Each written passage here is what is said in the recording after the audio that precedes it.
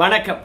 என்ன செய்தியை பார்க்க போறோம்னு கேட்டீங்கன்னா, அமைச்சர் கீர்த்தனா பதவி பறிப்பு, தவேக அரசு அதிரடி, சுதந்திர தினத்தில் முதல்வர் விஜய் சூசகம். என்னப்பா பறிச்சிட்டாங்களா அப்படின்னு கேட்டீங்கன்னா, பறிச்சிட்டாங்க அப்படின்ற செய்தி கிடைக்கிறது. அதிகாரப்பூர்வமாக தான் இன்னும் அறிவிக்கல. எப்ப அதிகாரப்பூர்வமாக அறிவிப்பாங்க அப்படின்ற தகவலானது இணையதளத்தில் கிடைத்திருக்கிறது. அதையும் நான் உங்ககிட்ட கொண்டு வந்து சேர்க்கின்றேன். இரண்டாவது, சேகர் பாபு அவர்களை கட்சி விட்டு போ அப்படின்னு திமுக சொல்லுது. ஆனா சேகர் பாபு கட்சி விட்டு நீக்கு அப்படின்னு திமுக கிட்ட போர்க்கொடி உயர்த்தி இருக்கின்றார். இப்ப சேகர் பாபே கட்சி விட்டு போவாரா இல்ல திமுக கட்சி விட்டு நீக்குமா, எல்லாவற்றையும் விரிவா பார்க்கலாம். ஆனா அதற்கு முன்பாக இதுவரைக்கும் நம்ம சேனல் நீங்க சப்ஸ்கிரைப் பண்ணலையோ அப்படின்னா சப்ஸ்கிரைப் பண்ணிக்கங்க, கொஞ்சம் சப்போர்ட் பண்ணுங்க. அமைச்சர் கீர்த்தனா விஷயம், ரெண்டாவது சேகர் பாபுனுடைய கட்சி விட்டு போற விஷயம், இவற்றையெல்லாம் ரெண்டாவதா பார்க்கலாம். ஆனா முதலாவதாக கோவையில அமுதன் என்ற மாணவன் அடித்து கொலை செய்யப்பட்டான். உங்க எல்லாருக்குமே தெரியும். அதுக்கு பல்வேறுபட்ட காரணங்கள் சொல்றாங்க. அந்த குடும்பத்தினருக்கு இழப்பீடு வழங்க சொல்லி தலித் இயக்கங்கள் போராட்டம் நடத்துச்சு. அந்த குடும்பம் எங்களுடைய மகனை யாரு அடித்து கொலை செய்தார்களோ அவங்களுக்கு கடுமையான தண்டனை தரணும், சட்டத்தின் முன்பாக நிறுத்தணும் அப்படின்னு வேண்டுகோள் வச்சாங்க. எங்க பையன் இறந்துட்டான், வாழ்வாதாரத்துக்கு ஏதாவது ஹெல்ப் பண்ணணும் அப்படின்னு கேட்டாங்க. உடனடியாக அரசாங்கத்தை பொறுத்த வரைக்கும் அந்த குடும்பத்துக்கு 6 லட்சம் ரூபாய் நிவாரணங்கள் வழங்கியிருக்கிறாங்க. நம்முடைய அமைச்சர் வன்னியரசு அவர்களும் சம்பத்குமார் அவர்களும் நேரடியாக சென்று ஆறுதல் சொல்லிட்டு அந்த 6 லட்சம் ரூபாயை கொடுத்துருக்காங்க. கூடவே இன்னொரு வாக்குறுதியும் தந்திருக்கிறாங்க. அதாவது அமுதனுடைய அண்ணனுக்கு தகுதிக்கு ஏற்ற அரசு வேலை தரும் அப்படின்னு உறுதியளித்திருக்கின்றார்கள். சட்டம் ஒழுங்க காப்பாற்ற வேண்டியது இந்த அரசாங்கத்துடைய கடமை. மாணவர்களுக்கு பாதுகாப்பு அளிக்க வேண்டியது இந்த அரசாங்கத்துடைய கடமை. அசம்பாவிதம் நடந்துவிட்ட பிறகு அரசு வேலையை நான் தூக்கி தரேன் அப்படின்னு சொல்றது இவங்களுடைய தவற யாரும் பேசக்கூடாது. குறிப்பா இந்த அரசாங்கமானது அடித்தட்டு மக்களை காப்பாற்றவில்லை, தலித் மக்களுடைய பாதுகாப்பை உறுதி செய்யல. தலித் மாணவன் உயர்கல்வி படிப்பதே குதிரை கொம்பு. அப்பேற்பட்ட மாணவன் போய் மருத்துவம் படிக்கின்ற பொழுது இப்படி ஒரு சம்பவம் நடந்து போச்சு. இந்த அரசாங்கம் யாருக்கும் பாதுகாப்பு வழங்கல அப்படின்னு அரசியல் பண்ணிடுவாங்களோ என்ற பயத்துல எதிர்கட்சியுடைய வாயை மூடணும் என்பதற்காகவும் அந்த குடும்பம் மீண்டும் மீண்டும் இந்த கொலையை பற்றி பேசக்கூடாது என்பதனாலும் திடீர்னு அரசு வேலை என்ற ஆஃபரை கொடுக்கிறாங்க. உதயநிதி ஸ்டாலினை பொறுத்த வரைக்கும் குற்றம் செய்தவர்கள் யாராயிருந்தாலும் சட்டத்தின் முன்பாக நிறுத்துவோம், நான் இருக்கிறேன், கவலைப்படாதீங்க அப்படின்னு அந்த குடும்பத்திடத்துல நேரடியாக போன்ல பேசிட்டார். இப்படி எதிர்கட்சியானது அமுதனுக்காக களம் இறங்குகின்ற பொழுது ஆளுங்கட்சி அவன் என்ன உனக்கு பின்னாடி நிற்பது, நான் அரசு வேலையை கொடுத்து உன்னை தலை மேல தாங்குறேன், அதனால நீ வாயை திறக்காம இரு. நாங்க ஆட்சி கட்டுல ஏறின மறுநாளே சட்டம் ஒழுங்கு சூப்பரா இருக்கும், மாற்றத்தை நீங்க பார்க்கத்தான் போறீங்க அப்படின்னு வாக்குறுதி கொடுத்தது சந்தி சிரிக்குது. கிட்டத்தட்ட 100 நாள் நாளையோடு ஆக போது இந்த அரசாங்கம் ஆட்சி கட்டுல ஏறி 300 பேர் படுகொலை செய்யப்பட்டிருக்காங்க. உங்களுக்கு தெரியுமோ, கிட்டத்தட்ட 400க்கும் மேற்பட்ட பாலியல் வன்புணர்வுகள் நிகழ்ந்திருக்குது. ஒரு மாசத்துல மட்டுமே 128 குழந்தைகளுக்கும் பெண்களுக்கும் எதிரான பாலியல் வன்புணர்வுகள் நடந்திருக்குது. அப்புறம் இந்த ஆட்சி சிங்க பெண்கள் படைய போட்டு என்ன பிரயோஜனம்? இல்ல யாருக்காவது பாதுகாப்பு வழங்கியிருக்குதா? சட்டப்பேரவை நடக்குது. நாளைக்கு அமுதன் மேட்டர கண்டிப்பா அதிமுக திமுக பேசுவாங்க. ஏன் பேசுவாங்க? ஏன்னா கவன ஈர்ப்பு தீர்மானத்தை திமுகவும் அதிமுகவும் கொடுத்திருக்குது. இந்த தலித் அரசியல் என்பது தமிழ்நாட்டில் இருக்கக்கூடிய அரசியல் கட்சிகளுக்கு ஈஸியான ஒரு வழியா போச்சு ஓட்டு வாங்குறதுக்கு. மற்ற சமூகத்தில் இந்த மாதிரி மரணங்கள் நடந்தா யாரும் கண்டுகொள்வதே கிடையாது. தலித்துகளை பொறுத்த வரைக்கும் சாதி ரீதியாக ஒருங்கிணைவதன் காரணமாக அவங்களை சமாதானப்படுத்தணும், வாக்கு வங்கியாகவே நம்ம பார்க்கிறோம். அந்த வாக்கு வங்கி போயிடக்கூடாது இல்லையா? அதுக்காக தான் அரசு வேலையை தூக்கி தூக்கி கொடுக்குறாங்க. சரி, இப்போ அரசு வேலையை தூக்கி கொடுத்துட்டீங்க. திருவெற்றூர் பக்கத்துல ஒரு மாணவன் பள்ளியினுடைய பின்புறத்துல அடிச்சே கொன்னு பள்ளிக்கு அருகாமையிலே போட்டிருக்காங்க. ஸோ அவங்களுக்கு என்ன வேலை கொடுக்க போறீங்க? இப்படியாப்பட்ட மரணங்களுக்கு அரசு வேலையை தூக்கி கொடுத்தீங்கன்னு வச்சுங்களேன், படிச்சுட்டு டிஎன்பிசி எழுத காத்திருந்து இல்லை டிஆர்பி எழுதி காத்திருந்து ரயில்வே போர்டு காத்திருந்து பல நாள் உழைச்சி கண்மூச்சு பாஸ் பண்றவனுக்கெல்லாம் வேலை எப்படி கொடுப்பீங்க? கருணை அடிப்படையில் எத்தனை பேர் வேலைக்காக காத்திருக்கிறான். அப்ப வேலை கிடைக்கும், அண்ணன் வேலை கிடைக்கும், அவங்கெல்லாம் பாதியில குடும்பத்தை விட்டு இறந்துட்டாங்க அப்படின்னு அவங்க வேலை கிடைக்கும் சொல்லிட்டு காத்திருக்க கூடியவங்களுக்கு எப்படி நீங்க வேலை கொடுப்பீங்க? கிட்டத்தட்ட 2018 இருந்து கருணை அடிப்படையில் வேலை போடுகின்ற விஷயமானது பெண்டிங்கில் இருக்கின்ற போது அமுதனுக்கு மட்டும் வேலையை தூக்கி தர்றது என்ன விதமான நியாயம்? இல்ல கரூர்ல கிட்டத்தட்ட ஒரு 31 பேருக்கு அரசு பணி கொடுத்தீங்க, அதுவே நீதிமன்றத்தில் கேள்விக்குறியாய் நிக்குது. மொத்தத்துல ஊர் வாயை மூடணும், இல்ல பாதிப்படைந்தவருடைய வாயை மூடணும். விவரமா இருந்தா பெரிய லம்பான விஷயங்களை கொடுத்தாதான் வாயை மூடுவாங்கிறதுக்காக அரசு வேலை என்ற ஆசையை காட்டுங்க. நியாயமா இருக்குமா? அதுலயும் இந்த தவேக அரசாங்கம் வந்த பிறகுதான் இப்பேற்பட்ட நிகழ்வெல்லாம் நடக்குது. பாருங்க, ஒரு ஆளுக்கு நீங்க கருணை அடிப்படையில் வேலை கொடுத்தீங்கன்னா கிட்டத்தட்ட தமிழ்நாட்டில் இருக்கக்கூடிய ஒட்டுமொத்த இளைஞர்களும் தவேக அரசாங்கத்துக்கு எதிராக போயிடுவாங்க. கொஞ்சம் முதிர்ச்சியா செயல்படுங்க. நிவாரணங்கள் எப்போதும் சரி பேரிடர் விதி இருக்குது. அந்த பேரிடர் விதி மூலமாக எவ்வளவு தரணும்னு சொன்னாங்களோ அதை பயன்படுத்தி சட்டத்துக்கு உட்பட்டு தாங்க. மரணங்களும் சரி விபத்துகளும் சரி பேர் இழப்பு தான். ஆனால் அதுக்கு தான் சென்ட்ரல் கவர்மெண்ட்டும் ஸ்டேட் கவர்மெண்ட்டும் பேரிடர் நிவாரண நிதியும் சொல்லி ஒதுக்கி இருக்காங்க. அந்த பணம் மட்டும் கொடுங்க. என்னைக்காவது பட்டாசு தொழிற்சாலையானது வெடி விபத்து ஏற்பட்டு அநியாயமாக 6 பேர் 7 பேர் உயிரிழந்து போயிடுறான். ஒரு தருணத்தில் 12 பேர் கூட உயிரிழந்து விட்டான். அவங்களுக்குலாம் எவ்வளவு நிதி கொடுத்தீங்க? அதிகபட்சமாக 3 லட்சம் இல்லையா? கிட்டத்தட்ட 4 லட்சம் கூட கேள்விப்பட்டிருக்கேன். ஆனா அமுதன் கோஷ்டி பூசல் மூலமாக அடித்து கொலை செய்யப்பட்டான் என்று நம்முடைய அமைச்சர் சட்டமன்றத்திலே பதிவு செய்தார். இப்படி கோஷ்டி பூசலுக்காக உயிர் விட்ட அமுதனுக்கு 6 லட்சம். இதுவே அதிகம் என்றாலும் கூட அரசு வேலை என்ன உத்தரவாதம்? யாருடைய வாயை மூடுறதுக்கு? யாருடைய வேலையை யாருக்கு எடுத்து கொடுப்பது? அப்போ தகுதி அடிப்படையில் வேலை கொடுக்க மாட்டீங்களா? எங்கன்னா போய் வம்பு இழுக்கணுமா? அதன் மூலமாக சண்டை வரணுமா? அதன் மூலமாக மரணம் வரணுமா?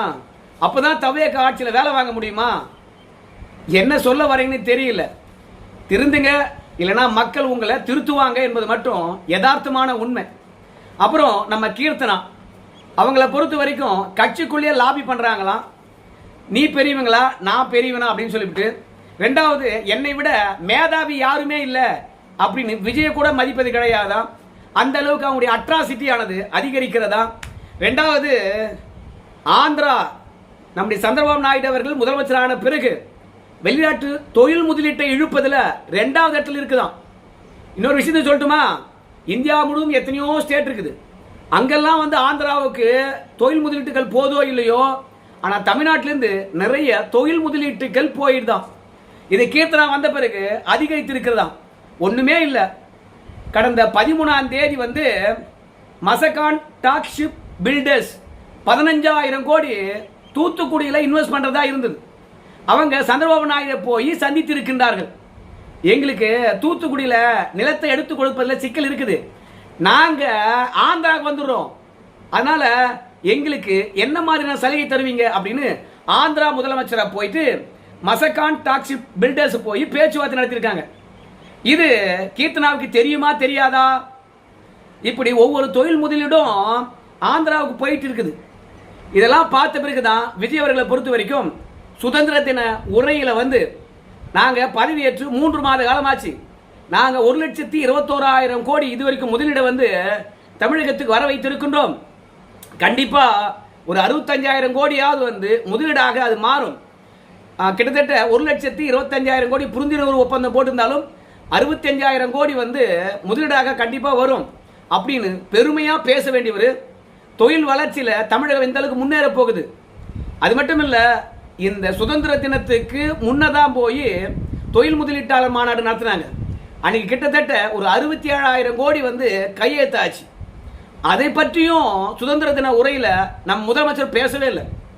எல்லா துறையை பற்றி பேசினாங்க. ஏன் அதிமுக கொண்டு வரப்பட்ட அம்மா உணவகம் கூட பேசினாங்க. அதே மாதிரி எடப்பாடியார் கொண்டு வந்த காலை உணவு திட்டம் அதை பற்றி கூட பேசினாங்க. ஆனா நம்ம கீர்த்தனா அவர்கள் தொழில் முதலீட்டை இழுத்ததும் தொழில் வளர்ச்சியில அந்நிய முதலீடுகளுடைய முதலீடு தமிழகத்தில் எந்த அளவுக்கு அதிகரித்திருக்குது என்ற விஷயத்தையும் பேசவே இல்லை. ஏன்னு கேட்டீங்கன்னா இந்த கீர்த்தனா மீது இருக்கக்கூடிய அதிருப்தி தானா. அதனால கீர்த்தனாவை மாத்தினா சரியா இருக்கும் அப்படின்னு சொல்லிட்டு நினைக்கிறாங்களாம். இந்த சட்டசபை கூட்டத்தொடர் முடிந்த பிறகு கீர்த்தனாவுடைய இலாக்கா மாறும் அப்படின்னு அழுத்தம் திருத்தமா சொல்றாங்க. ஏற்கனவே கீர்த்தனாவுக்கு இந்த தகவல் தெரிவித்து விட்டதாகவும், அதனால தான் கீர்த்தனா கூட வந்து பாத்தீங்கன்னா இந்த தொழில் முதலீட்டை பற்றி பெருமையா எங்கும் பேட்டி கொடுக்கல, அடக்கியே வாசிக்கிறாங்க அப்படின்னு சொல்றாங்க.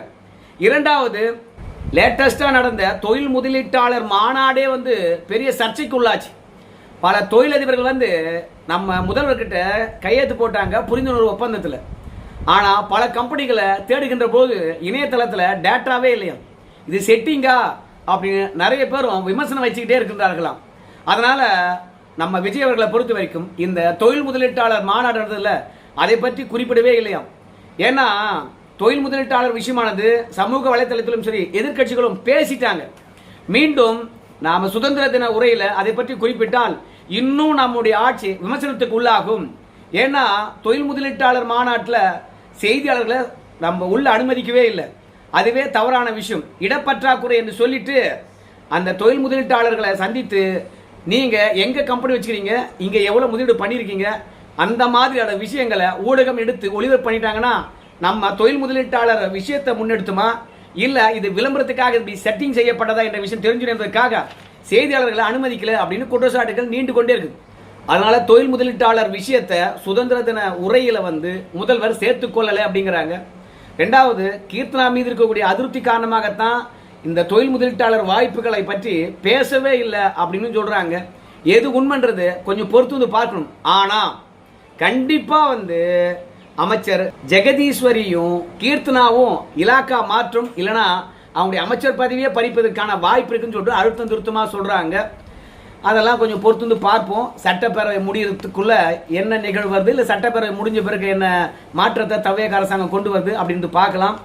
ஆனால் ஒரு தகவல் சொல்றாங்க, என்னன்னு பார்க்கும்பொழுது இடைத்தேர்தல் நடந்து முடிஞ்சாதான் இந்த 2 பேருடைய பதவியை பறிப்பாங்க. அதிமுக கலந்து போயிருக்கவங்களுக்கு இந்த 2 பேருடைய பதவியை தூக்கி கொடுப்பாங்க. அது வரைக்கும் கொஞ்சம் வெயிட் பண்ண வேண்டியதுதான். ஏன்னா கீர்த்தனாலாம் வந்து லேட்டஸ்டாக தான் தவேக்காக்கு வந்தாங்க, வந்த உடனே சீட்டு, அதுக்கப்புறம் அமைச்சர் பதவி. அதனால அதிமுக வந்தவங்களுக்கு கீர்த்தனா பதவியை தூக்கி கொடுத்தா கீர்த்தனா கேள்வி கேட்பதுக்கு கூட தார்மீக உரிமை இருக்காது. நீ என்னவோ ஆதி காலத்திலிருந்து ரசிகரா இருந்து கட்சிக்குள்ள எம்எல்ஏ சீட்டு வாங்கின மாதிரி பேசுற, அட போமா வாய முடிக்கணும் அப்படின்னு சொல்லுவாங்க. அதனால இடைத்தேர்தல் வரைக்கும் நம்ம பொறுத்து தான் பார்க்கணும் யாருடைய பதவி பறிபோக போகுது அப்படின்னு சொல்லிவிட்டு, அதுக்கப்புறம் சேகர் பாபு கட்சி செயல்பாடுகள்ல இப்போ மும்முரமா இருக்கின்றாராம். ஆனா தேர்தலுக்கு முன்பாக அதீத நம்பிக்கை வச்சு திமுகவை கவுத்துட்டாராம் நம்ம சேகர் பாபு. குறிப்பா வந்து பாத்தீங்கன்னா நம்முடைய முதலமைச்சராக இருந்த ஸ்டாலின் அவருடைய குளத்தூர் தொகுதியில உள்ள முழு நிலவரத்தை நம்ம ஸ்டாலினுக்கு சொல்லவே இல்லையாம. ரெண்டாவது, சென்னை முழுவதுமே வந்து காசை செலவு பண்ணாரு. ஆனா சேகர் பாபுக்கு ஏத்த டீம் அதிமுகவில் இருக்கிறவங்கள கைக்குள்ள வச்சுன்னு வேலை பார்த்திருக்காரு. அதனாலதான் இப்ப சேகர் பாபுவை பொறுத்த வரைக்கும் இதே சென்னைக்கு பொறுப்பா போடுறதா, அதனால அவருடைய மாவட்ட செயலர் பதவியை பறிச்சுடுவோம் அப்படின்னு திமுக நினைக்குதான். ஆனா சேகர் பாபு பொறுத்த வரைக்கும் என்னுடைய மாவட்ட செயலாளர் பதவியை பறிச்சினாவோ இல்லை நான் இப்போ 6 தொகுதிக்கு பொறுப்பா இருக்கிறேன், அதுல 4 தொகுதியை பறிச்சுட்டு 2 தொகுதிக்கு தான் நீ பொறுப்பு அப்படின்னு சொன்னாவோ நான் கட்சி விட்டு போறேன் அப்படின்னு சேகர் பாபு சொல்றாராம். அப்படின்னா போராசா கட்சியில உழைச்சவனுக்கெல்லாம் வந்து இந்த அறநிலையத்துறையில வேலை கொடுக்காம அதிமுக இருக்கிறவனுக்கெல்லாம் வேலை கொடுத்துருக்க எங்களுக்கு தெரியாதா என்ன அப்படின்னு திமுக தலைமையானது போறதா நீ போ அப்படிங்கிறாங்களா, இல்லை நீ கட்சி விட்டு நீக்கு அப்படின்னு சேகர் பாபு சொல்றாராம். ஆனா இன்னைக்கு சென்னையில தவேகா ஆதிக்கம் வளர்ந்து கொண்டிருக்கிற இந்த தருணத்துல சேகர் பாபு அவர்களை கட்சி விட்டு நீக்குவதோ இல்ல அவருடைய தகுதியை குறைப்பதோ சென்னையில கட்சி வளர்ப்பதற்கான வாய்ப்பு இல்லை. சேகர் பாபுவை பொறுத்த வரைக்கும் ஏகப்பட்ட காசை செலவழிப்பாரு, அது கட்சிக்கு ரொம்ப நல்லதா இருக்கும். அதனால சில வார்னிங் விட்டு அவரை கட்சிக்குள்ளே வச்சுக்கலாம் அப்படின்னு ஒரு முடிவு எடுத்திருக்கின்றார்களாம். சேகர் பாபுவை பொறுத்த வரைக்கும் எல்லாவற்றுக்கும் துணிந்து விட்டாராம். கட்சி விட்டு நீக்கினாங்கன்னா எம்எல்ஏ பதவி உடனே போய் பாஜக சேரலாம், அப்படி இல்லையா தவேகால கூட போய் சேர்ந்து போடலாம், ஒன்றும் பிரச்சனை கிடையாது. இல்ல அதிமுக கூட சேரலாம் பழைய கட்சி அப்படின்றதுக்காக சேகர் பாபு கட்சி விட்டு நீக்குங்க அப்படிங்கிறாரு. ஆனா நாங்க ஏன் கட்சி விட்டு நீக்கிறோம், நீயே போ வெளியே அப்படின்னு திமுக சொல்லுது. அவரா போய் வேற கட்சியில் இணைந்தாருன்னா எம்எல்ஏ பதவியை ராஜினாமா பண்ணிட்டு போகணும். ஆனா சேகர் பாபு எம்எல்ஏ பதவியை ராஜினாமா பண்ணார்னா மீண்டும் சென்னையில ஜெயிக்க முடியாது, தவேகால சேர்ந்தா மட்டும்தான் ஜெயிக்க முடியும். அதனால பதவியா நம்ம ஒண்ணும் கட்சி விட்டு நீக்குங்க அப்படின்னு சொல்லிட்டு ஆலோசனை கூட்டத்துக்கு வந்தவர் இடத்துல அலப்பறை பண்ணாங்களாம் திமுக தலைமை. அதனால பாதியிலே எழுந்து வீட்டுக்கு போயிட்டாராம். கொஞ்சம் பொறுத்து தான் பார்க்கணும். சேகர் பாபா வெளியே இருக்கின்றாரா, இல்ல திமுகவே கட்சி விட்டு நீக்குதா, இல்ல 2 தொகுதி தான் நீ மாவட்ட செயலாளர் அப்படின்னு அவருடைய அதிகாரத்தை குறைக்கின்றார்களா? ஏன்னா கிட்டத்தட்ட 6 தொகுதிக்கு ஒரு பொறுப்பாளரா, ஒரு மாவட்ட செயலாளரா ஏற்கனவே இருந்தவங்களுக்கு அதிகாரத்தை எல்லாம் குறைச்சி 2 தொகுதிக்கு ஒரு மாவட்ட செயலாளர் அடிப்படையில் 78 இருந்த மாவட்ட செயலர் எண்ணிக்கையை கிட்டத்தட்ட 110 மாற்ற போறாங்களாம். அதனால யாருக்கும் பாகுபாடு இல்லாம எல்லாருடைய தொகுதி எண்ணிக்கையும் குறைக்கும் போது சேகர் பாபு மட்டும் குறைக்காம விட்டா எப்படி? ஆனால் அவருடைய அதிகாரத்தையும் பறிப்போம், இருந்தார்கிட்டும் இல்லாம போட்டோம் அப்படின்னு சொல்லியிருக்கின்றார்களாம். ஸோ மொத்தத்தில் பணத்துக்காக சேகர் பாபு திமுக நீடிப்பார் என்று சொல்றாங்க. ஆனா திமுகவில் சலசலப்பு இல்லையா அப்படின்னு கேட்டீங்கன்னா, இன்னைக்கு உதயநிதி ஸ்டாலின் அவர்கள் வழக்கறிஞர் அணி ஆலோசனை நடந்தது. அந்த வழக்கறிஞர் அணி ஆலோசனையில நம்முடைய உதயநிதி ஸ்டாலின் பேசுகின்ற போது, நமக்குள்ள ஒற்றுமை இல்லை, உட்கட்சி பூசலானது உச்சம் தொட்டு இருக்குது, அவற்றையெல்லாம் விட்டு ஒழித்து விட்டு ஒற்றுமையாக தவேக அரசாங்கத்துக்கு எதிராக களமாட வேண்டும் என்று வேண்டுகோள் விட்டிருக்கிறார். அப்படின்னா பாத்துங்க திமுகக்குள்ள எந்த அளவுக்கு உட்கட்சி பூசல் இருக்குது, ஒருத்தன் அடிச்சுக்கிறான்னு பாருங்க. இந்த அடிச்சுக்கிட்டு எவன் வெளியேற போறான், எவன் கட்சிக்குள்ளே இருக்க போறான்லாம் கொஞ்சம் பொறுத்து வந்து பார்ப்போம். என்ன சொல்றதுங்க? நன்றி.